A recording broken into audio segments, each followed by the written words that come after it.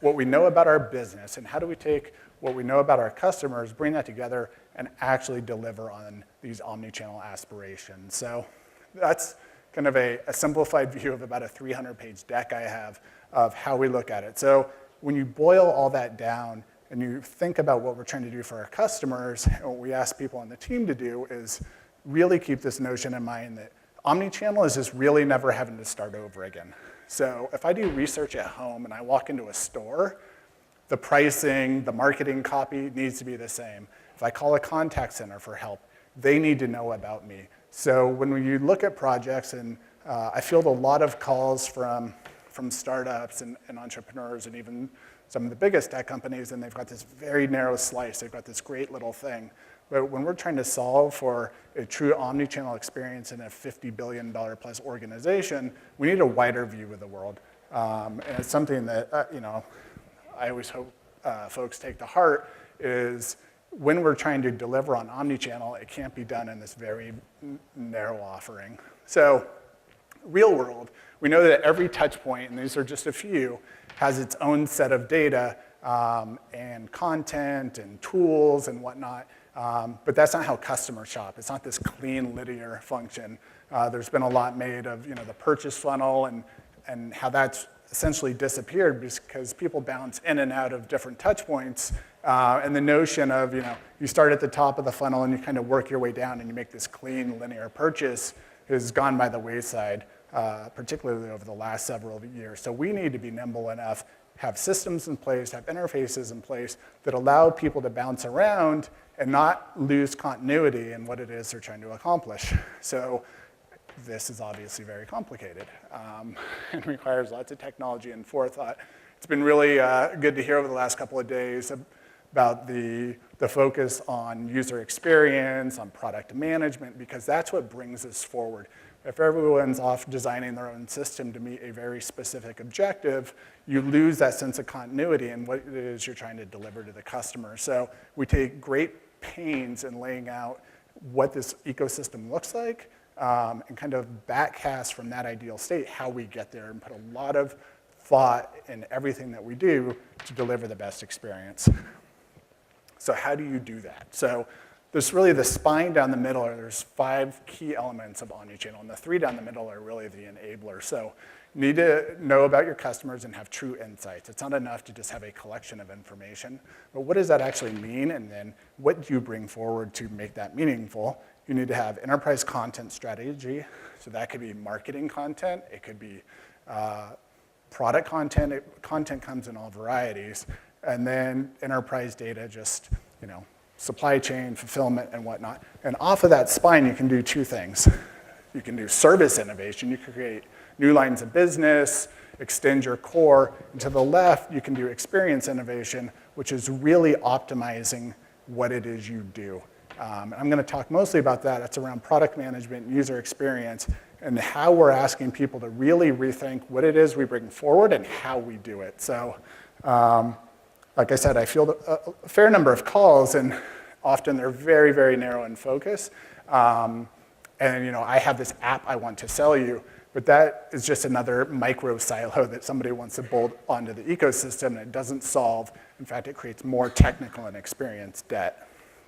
So what we call, evolution to revolution.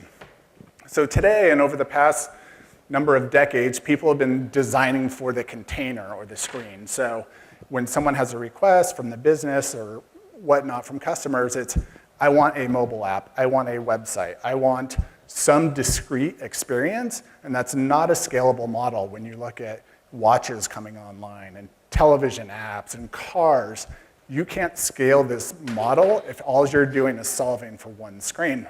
So tomorrow we rip it apart and start over. So you need to separate UX, UI design, content, and web services, or any of your technology enablers, abstract those, and then lay the human element across it, which is who, what, when, and where, and think about it in this modular approach. So rather than, say, product detail page, which is universal across every product where it's got an image and an add to cart button and a gallery, some reviews, And no matter what the category, it's exactly the same. That doesn't make a whole lot of sense because people don't shop washing machines the same way that they shop screws. It just doesn't make sense. And even taking into account geographical elements, if someone lives in a cold area versus a hot area, did they come from search? Are they a frequent customer? So all you really do is create this collection of modules, and then you reassemble them on the fly to deliver on the intent of what it is you're trying to deliver the customer. In a very simplistic manner, it kind of looks like this. So we talk about personalization.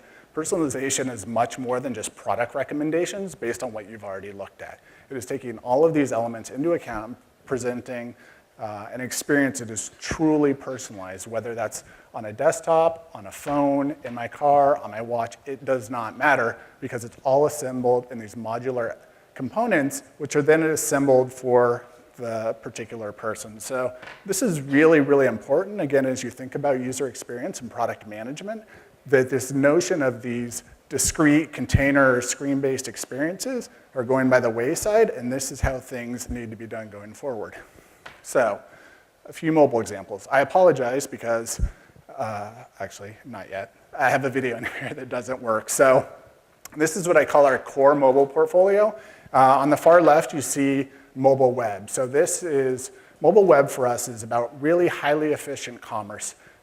Essentially retail is made up of finding, selecting, locating, and buying. And mobile commerce, our website, is about helping you get through that process in the most efficient manner possible. So we have real-time inventory availability.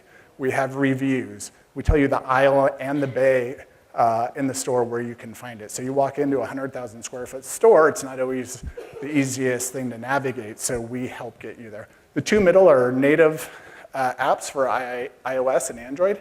And then on the far right, which looks like a consumer app, is actually what we put in the hands of our store associates. So I've talked a little bit about this with some folks.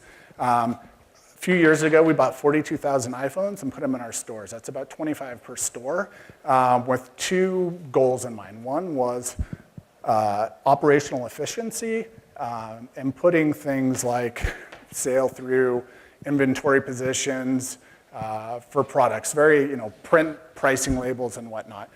So very operational. The other side, and I'll show a few examples, is enabling a better customer experience by, again, connecting our store associates with our customers. So one of the things that's unique and we took a strong position on from the outset was the app that we put in the hands of our store associates is just as important, if not more important, than the app we put in the hands of our customers from performance, UX, design. So the same folks that work on our customer portfolio work on our associate portfolio, and that's a really key element. If you go into most any business, whether it's a hotel or a retail that has frontline staff, and you look at the tools that they're using, they're generally these antiquated green screens, or they're comprised of shortcuts using function keys, and it's not a way to deliver really compelling experiences, and it's certainly not something you would want one of your associates turning around and showing someone.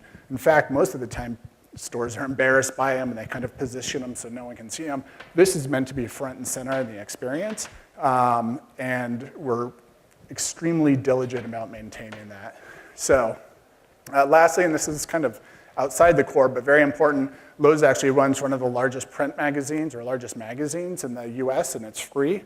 It's called Creative Ideas. So this is an iPad app that we rolled out a couple of years ago, and it's just really meant to bring forward inspiration for our customers so that when they're thinking about a kitchen remodel or painting a room, we present them with ideas, and they can be as elaborate as a whole kitchen makeover or very simple projects that you can do in an hour or two. So this is the video that doesn't work. So I'll just speak to it for a second. So Product Locator is something we introduced about a year ago or so. And this is where I mentioned where we went in and mapped every single store and the products that live in those stores. So a massive undertaking, but again, you do a search for our product on any of our mobile properties, you can view all products. So you may not necessarily care if it takes 1 day or 5 days to get to, and we can fulfill it from any fulfillment node, whether that's a store, a distribution center, et cetera, or you can swipe over and see in stock. And that's specifically what is in stock at your local store. So if you're working on a project and you need to know that there's 40 of those tiles available, we have that inventory position, and we tell you exactly where it is in the store. Of course, you could also do buy online, pick up in store, and have it waiting for you. This is another video that unfortunately didn't make it, but if you go to iTunes, you can see this. This is our App Store preview that we rolled out with iOS 8. So iOS 8, as you know, came out recently. And one of the things we did late last year, every year Apple has their Worldwide Developer Conference at the exact same time. So we didn't know what they were going to do, but we knew, as they do every year, they were going to introduce some new capability. So we set aside months ahead of time capacity to absorb anything that they would announce that we would find useful so that we are ready to hit the ground running. So one of the things that they introduced at the developer conference earlier in the year was Touch ID. So we have a couple of applications for that. One is logging into your MyLowe's account, which is essentially your loyalty program. You can look up purchase history. The other is to remove friction from the actual commerce transactional part. So we were ready day one. It was a huge win for the team to be able to take that from the developer conference, work it into our work streams, test it, and then be ready on launch day. So Apple recognized that effort. We have this giant promo banner in iTunes, as well as great apps for iOS 8.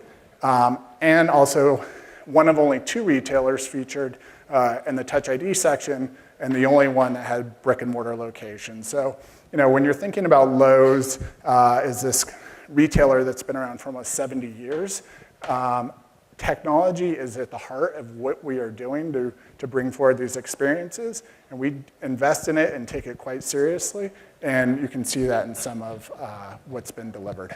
So a couple of real-world examples. This is purchase history. So I show this one just to show the connection between our consumer app and our associate app, that at any time you can log into your account, look at your purchase history. If you want to reorder light bulbs and you can't remember, or mulch for your lawn. An associate can also do that same thing. So if you go into a store and you're like, I can't remember, you don't have your phone on you, they can look up your purchase history, which is super helpful from an experience point of view. One thing I didn't have enough time to cover, but if you click on, the associate clicks on any product, we actually change the entire UI of the app over to the consumer view.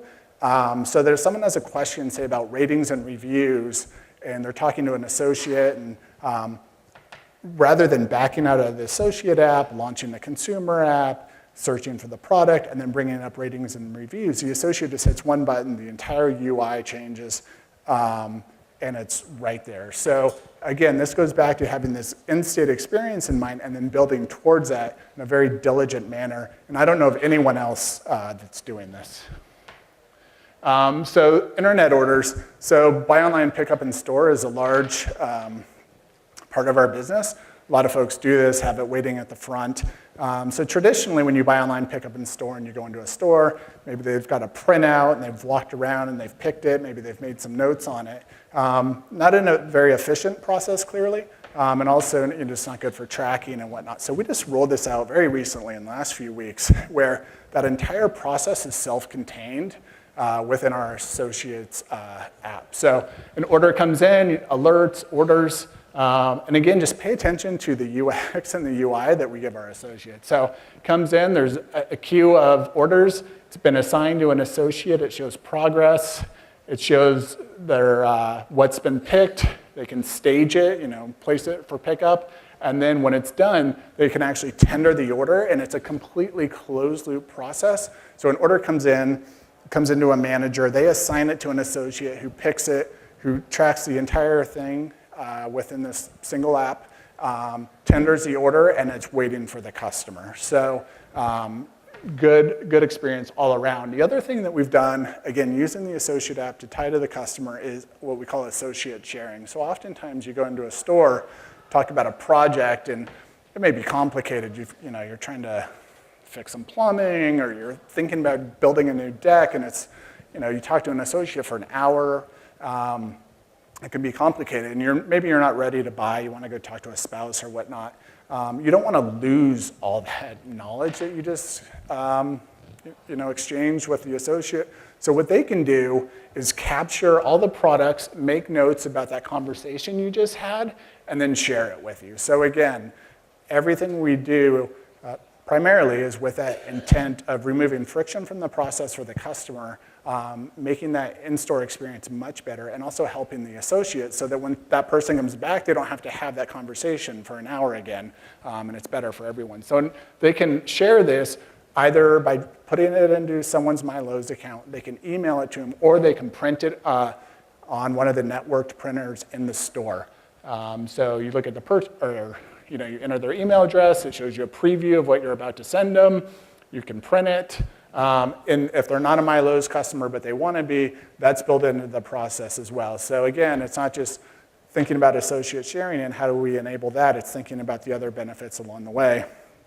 Drop in their information, and then you've completed that loop. So this is just a sliver of the capabilities we're bringing forward and continue to push on a daily basis. I'm out of time, but if there's any questions, I just saw a hand. It's bright, but I saw one in the... For which parts?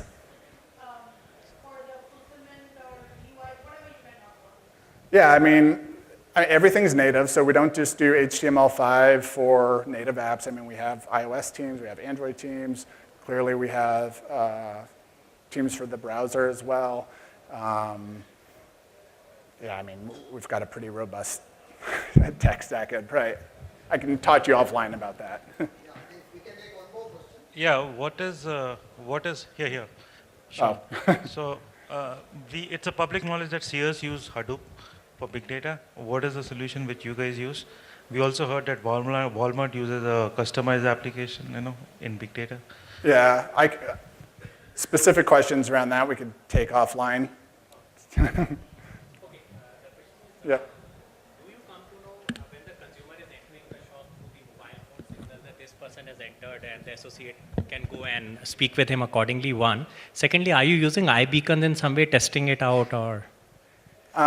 So we use, I won't specify the technology, but we do use geolocation. So for instance, one of the things that our MyLowe's, so we use Passbook and Touch ID and all that. So one of the frustrations our customers have who are MyLowe's members is when they come in, if they don't scan their MyLowe's card when they make a purchase, it doesn't get associated with their account, and it's kind of annoying. So if they're a MyLowe's member and they have the app and they approach the store, we actually prompt that for them. Shortly, and it's not in here, we'll also be introducing a widget for the home screen that has your shopping list on it, as well as access to like our weekly ad, which I didn't cover in here. So we are doing geo and some messaging, but I can't get into the specifics around. But suppose a person walks into the shop, you automatically come to know it's this customer has entered or not yet? No, we're not doing that yet. Not doing it. Yeah, but we have Wi-Fi in every store as well. We've had that. Okay. I mean, John will be around, right? So this one. Yeah, I'll be around. He will be around. Okay, please. Feel free to. Thank you, everyone. It's been a pleasure.